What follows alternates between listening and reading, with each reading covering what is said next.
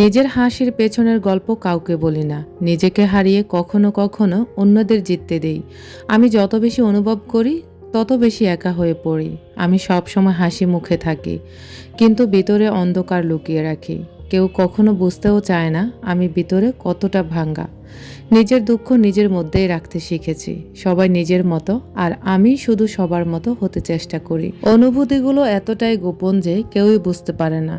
খুশিটা ভাগ্যে থাকা দরকার। ছবির মধ্যে তো সবাই হাসে। মৃত্যু ছাড়া মানুষ মানুষের কষ্ট আর অভাব কখনো বুঝবে না। পৃথিবীর সবচেয়ে ভয়ঙ্কর দৃশ্য হচ্ছে চেনা মানুষের অচেনা রূপ। অনুভূতিগুলোকে নিয়ন্ত্রণ করাটাই সবচেয়ে বড় ম্যাচুরিটি। প্রতিটা মানুষ কারো না কারো কাছে অনেক দামি। পৃথিবীর ভালোবাসা ক্ষণস্থায়ী, কিন্তু আল্লাহর ভালোবাসা চিরস্থায়ী। মহান আল্লাহ তাআলা তোমার দুঃখ কষ্ট সব বুঝতে পারেন, তাই সবর করো। বিসমিল্লাহির রহমানির রহিম। হ্যালো এভরিওয়ান, আসসালামু আলাইকুম। স্বপ্ন নূরের সংসার থেকে আমি নূর আপনাদের ওয়েলকাম করছি নতুন একটি লাইফস্টাইল ব্লগ ভিডিওতে। কাছে এবং দূরে, দেশ এবং বিদেশ থেকে যারা প্রতিনিয়ত আমাকে দেখেন, আশা করছি আল্লাহ তাআলার অসীম রহমতে আপনারা সবাই ভালো আছেন। আমরাও আলহামদুলিল্লাহ ভালো আছি। আমার আজকের ভিডিওটি শুরু করেছি, এখন বাজে সকাল প্রায় 7:30 কিংবা 7:45 এমনই হবে। তো এই যে প্রচণ্ড লেভেলে শীত পড়তেছে, আর এই ফাঁকে কিন্তু মহান রাব্বুল আলামিন আমাকে ছুটি দিয়েছেন তার 5 ওয়াক্ত নামাজের থেকে। আলহামদুলিল্লাহ, আল্লাহ যদি সহজ করে দেন সব কিছুই বান্দার জন্য সহজ হয়ে যায়। আমার কিন্তু প্রচণ্ড লেভেলের ঠান্ডার সমস্যা, আমি মোটেও ঠান্ডা ধরতে পারি না। তারপরও নিজের সংসারের কাজ, যেহেতু নিজে একা থাকি, আর জড়িত থাকলেও কেউ কারো কাজ করবে না, এটাই স্বাভাবিক। তো নিজের সমস্ত কাজ নিজেকেই করতে হয়। মাঝে মাঝে আমার হাজব্যান্ড আমাকে সব কাজে হেল্প করে, আর যেহেতু আমার হেল্পিং হ্যান্ড নেই, আমার হাজব্যান্ড এই জন্য আমাকে সব কাজে হেল্প করার চেষ্টা করে। আলহামদুলিল্লাহ। এখন আমি ফ্রেশ হয়ে একটু গরম পানি খেয়ে নেব। পুরোটা শীতেই ইনশাল্লাহ গরম পানি খাওয়ার চেষ্টা করব। আর গরম পানিটা খাওয়ার পরে আলহামদুলিল্লাহ আমি নিজেকে অনেক বেশি সুস্থতা ফিল করতেছি। কারণ আমি সারাদিন এই পানি ধরে ধরে কাজকর্ম করি, তার মধ্যে যদি ঠান্ডা পানি খাই, এর মধ্যে কিন্তু আমার আরও বেশি অসুস্থতা বেড়ে যাবে। আমার কিন্তু নাকের সমস্যা, নাক অপারেশনও হয়েছে, তারপরেও কোনো ধরনের উন্নতি নেই। এ কারণে মাইগ্রেনের ব্যথাটা হয়। তাছাড়া নাক দিয়ে মাঝে মাঝে রক্ত বের হয়, আর সর্দি কাশি সবসময় লেগে থাকে। যাদের এই ধরনের সমস্যাগুলো আছে তারা কিন্তু যখন তাদের সর্দি হয় তখন মনে হয় যে তারা মরণ পথে চলে যায়। যারা আমার মতো মাইগ্রেনের ব্যথাতে ভোগেন তারা অবশ্যই এই ব্যাপারগুলো বুঝবেন, আর যারা এসব ব্যথাতে কখনোই ভোগেন না তারা এগুলা কখনোই বুঝতে পারবেন না। আপনাদের কাছে কিন্তু আজকে ভিডিও শুরুতে কোনো লাইক চাইনি। যদি আপনাদের ভালো লাগে তাহলে প্লিজ একটি লাইক দিয়ে আমার ভিডিওটা কন্টিনিউ করবেন। আপনার ছোট্ট একটি লাইক আমাকে নতুন নতুন ভিডিও বানানোর উৎসাহ যোগায়। সেই সাথে এখনও যদি আমার চ্যানেলটিকে সাবস্ক্রাইব করে না থাকেন তাহলে প্লিজ সাবস্ক্রাইব করে আমার পরিবারের একজন বন্ধু হয়ে থেকে যেতে পারেন। পাশে থাকা অল অপশনটা অন করে রাখবেন। আমি যখনই ভিডিও আপলোড করব নোটিফিকেশন পৌঁছে যাবে আপনার কাছে। আপনি আপনার সময় মতো আমার ভিডিওগুলো দেখে নিতে পারবেন। যারা শুরু থেকে আমাকে এভাবে সাপোর্ট দিয়ে যাচ্ছেন তাদের প্রতি রইল অনেক অনেক দোয়া, সেই সাথে অনেক বেশি কৃতজ্ঞতা। আজকে কিন্তু ভিডিও এডিট করেছি, সব কিছু ক্লিয়ার করে রেখেছি, শুধুমাত্র আমি ভয়েস ওভার করার জন্য এত আলসেমি ধরেছে আমাকে। আজকে আপনাদের সাথে আর ভিডিও শেয়ার করতে পারিনি। তো আজকে রবিবার চলে যাচ্ছে, আগামীকাল সোমবারে ইনশাল্লাহ আপনারা ভিডিওটা পাবেন। এখন রাতের বেলা আমি ভয়েস ওভার করছি। এখন যেহেতু শীতকাল, আর শীতকালে আমার হাজব্যান্ডের কাজের অবস্থা খুবই খারাপ একটা অবস্থা যায়, মানে আমাদের সংকট একটা অবস্থা যায়। তারপর আলহামদুলিল্লাহ আল্লাহ তাআলা যেটুকু রিজিকে রেখেছেন, তৌফিকে রেখেছেন, আলহামদুলিল্লাহ খাচ্ছি।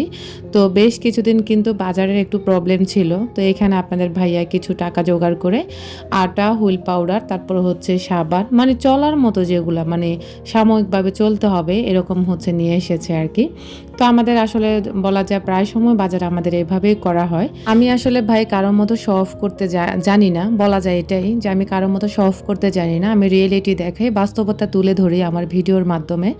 মানুষ জীবনে কতটা স্যাক্রিফাইস, কতটা ত্যাগ স্বীকার করে সেটা শুধু হয়তোবা বাস্তবতা যে ভিডিওগুলোতে দেখায়, ওই মোটিভেশনাল ভিডিওগুলো দেখলে হয়তোবা আপনারা বুঝতে পারবেন। আমার ভিডিওতে কিন্তু আমি কখনো কোনো শো অফ করি না। আমার লাইফে যা কিছু ঘটে তাই আপনাদের সাথে প্রেজেন্ট করার চেষ্টা করি।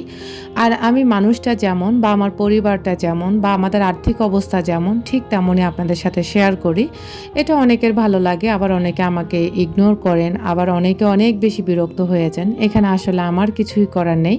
আমাকে আমার আমার ডেইলি রুটিন যেরকম বা আমার ডেইলি লাইফটা যেরকম সেরকমই আপনাদের সাথে আমি প্রেজেন্ট করি।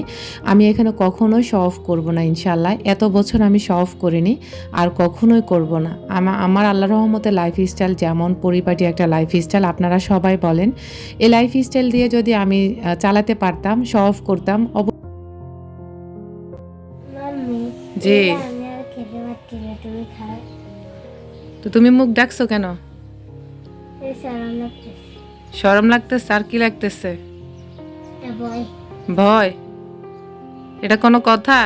এগুলা কি? খেজুরের গুড় দিয়ে মুড়ি নিয়েছো কেন?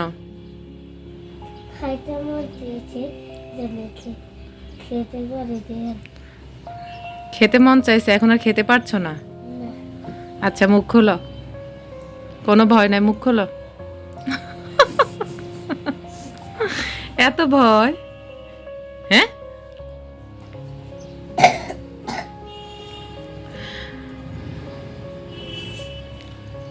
আরাফের কাণ্ডটা তো আপনারা সবাই দেখলেন। ও নিয়েছিল এই মুড়ি মাখা খাবে, কিন্তু আর খেতে পারছে না, এই কারণে ভয়ে মুখ ডেকে আমার কাছে এসেছে।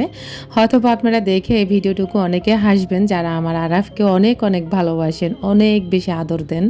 পার্সোনালি তারাই হচ্ছে আজকের ভিডিওটা দেখলে আপনাদের অনেক অনেক ভালো লাগবে। আপনারা সবাই আমার পরিবারের জন্য, আমার ছোট্ট পরিবারটার জন্য অনেক অনেক দোয়া রাখবেন। আমিও আপনাদের সবার জন্য মন থেকে অনেক বেশি দোয়া করি। আল্লাহ তাআলা সবাইকে সবার সংসারে ভালো রাখুক, সুস্থ রাখুক সর্ব অবস্থায়।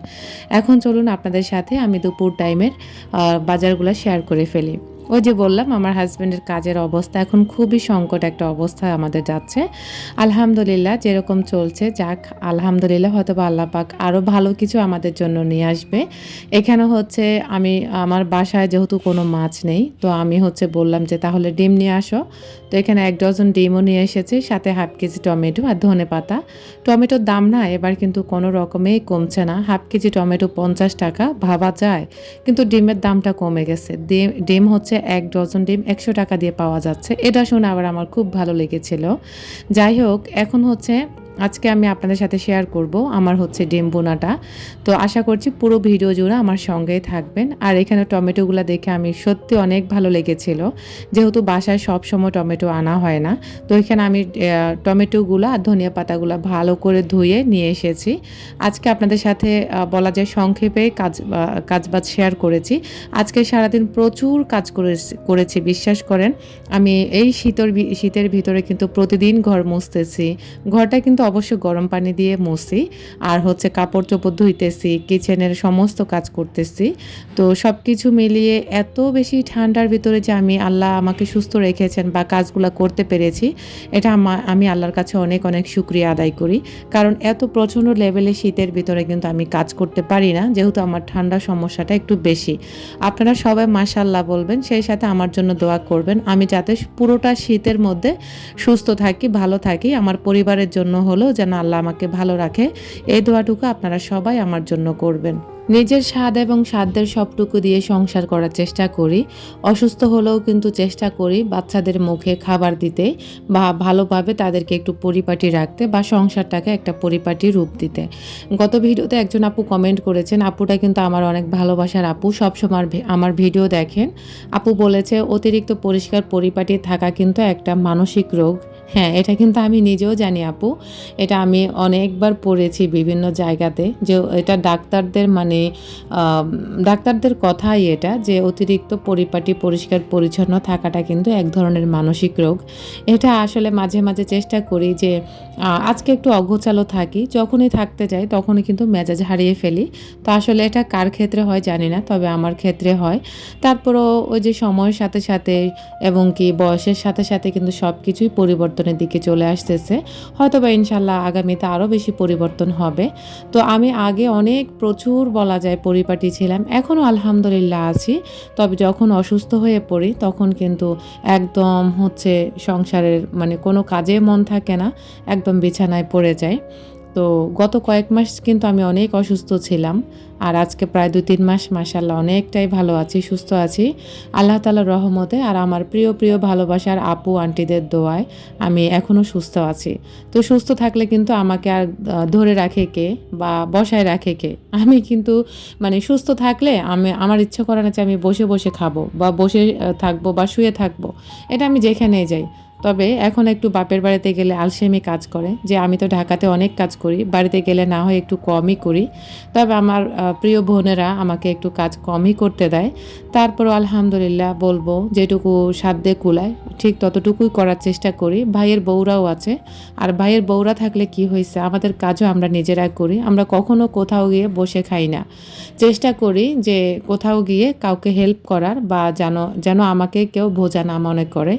আর আমি কখনোই কারো উপরে ডিপেন্ডেন্ট না, আমি নিজে চাই সব কিছু আমি নিজে করতে, যেন আমাকে কারো বোঝা মনে না হয়। সবসময় এরকম চলার চেষ্টা করি। তো আল্লাহ পাক এই পর্যন্ত এনেছেন, ইনশাআল্লাহ বাকি সময়টুকু হয়তো আল্লাহ পাক এইভাবে নিয়ে যাবেন ইনশাআল্লাহ। আমার আজকের ভিডিওটি কে কোথায় থেকে দেখছেন এই প্রচণ্ড শীতের ভিতরে অবশ্যই কমেন্ট করতে ভুলবেন না। আপনাদের মূল্যবান কমেন্ট কিন্তু আমার কাছে অনেক বেশি মূল্যবান। আমি যত সময় মানে যত ব্যস্ততায় থাকি না কেন, সময় করে কিন্তু আমি আপনাদের সবার কমেন্টে রিপ্লাই করার চেষ্টা করি। আপনাদের সুন্দর সুন্দর মতামতগুলো আমার কাছে খুব ভালো লাগে, আর আমি অনেক সময় অনেক হাসি আমার হাজব্যান্ডের সাথে এগুলা নিয়েও আলোচনা করি। আমার প্রিয় ভালোবাসার ভাই বোনের কমেন্ট, আঙ্কেল আন্টিদের কমেন্ট, ছোট্ট ছোট্ট সোনামণিদের কমেন্ট আমি সত্যি খুব ভালোবেসেই পড়ে থাকি। এখন চলুন আপনাদের সাথে আমার রান্নাবান্না শেয়ার করে ফেলি। এই যে আজকে শুধু ডিম ভুনা রান্না করব, আর শীতের সিজনে কিন্তু ডিমের কারিটা খুবই মজার হয়, আর সাথে যদি ধনেপাতা কাঁচামরিচ দেওয়া হয় তাহলে তো কোনো কথাই নেই। তো আমি কিন্তু অফ ক্যামেরাতে ডিমগুলোকে ভেজে নিয়েছি হালকা একটু হলুদ দিয়ে। তো আর হচ্ছে যত ধরনের মশলা দেওয়ার দরকার সব কিছু দিয়ে আমি পেঁয়াজ আর হচ্ছে টমেটোগুলোকে ভালো করে কষিয়ে নিয়েছি। এই পর্যায়ে আসলাম আর দেখলাম যে আমার ভিডিওর মানে শেষ পর্যায়ে, তো আর বেশি কিছু ভিডিও করতে পারিনি, মানে ডিটেলসে কিছু করতে পারিনি, যেটুকু করার প্রয়োজন ছিল সেটুকুই করতে পেরেছি। আর এই যে সমস্ত মশলা কষিয়ে এখন হচ্ছে আমি ফুটন্ত গরম পানি দিয়ে দেব। আর ফুটন্ত গরম পানি দিলে তরকারিতে আলাদা একটা টেস্ট আসে, সেই সাথে কিন্তু গ্যাসও সাশ্রয়ী হয়।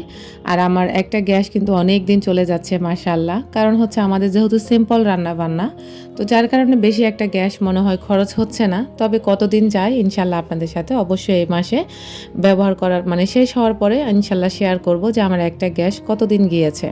তো এই যে এখন হচ্ছে আমার ডিমের কারিটা হচ্ছে বলক চলে এসেছে, আর উপর থেকে আমি এখন কাঁচামরিচ দিয়ে দেব।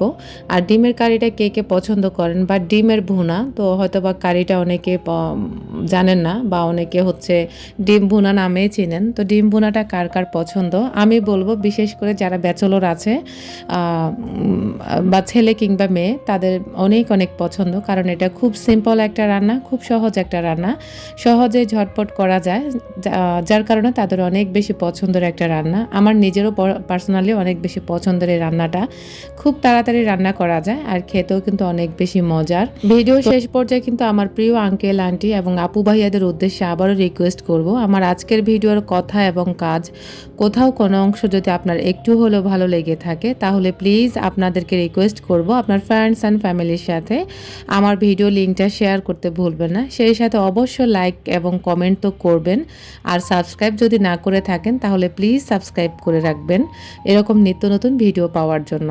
তো এদিক দিয়ে হচ্ছে এখন আমি গরম পানি বসিয়ে দিয়েছি, যেহেতু রান্না বান্না সব কিছু কমপ্লিট, প্রচুর কাজ করেছি কিন্তু ভিডিও করতে পারিনি, কারণ আমার ফোনের কারণে ভিডিও করা হয়নি।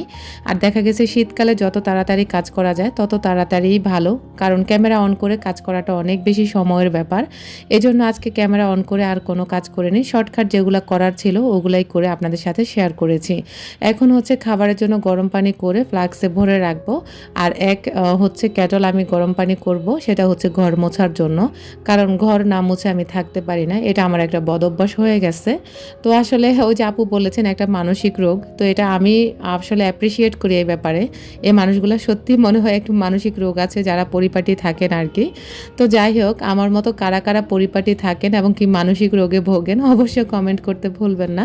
আজকের মতো এখানেই বিদায় নিচ্ছি, দেখা হবে নেক্সট কোনো ভিডিওতে।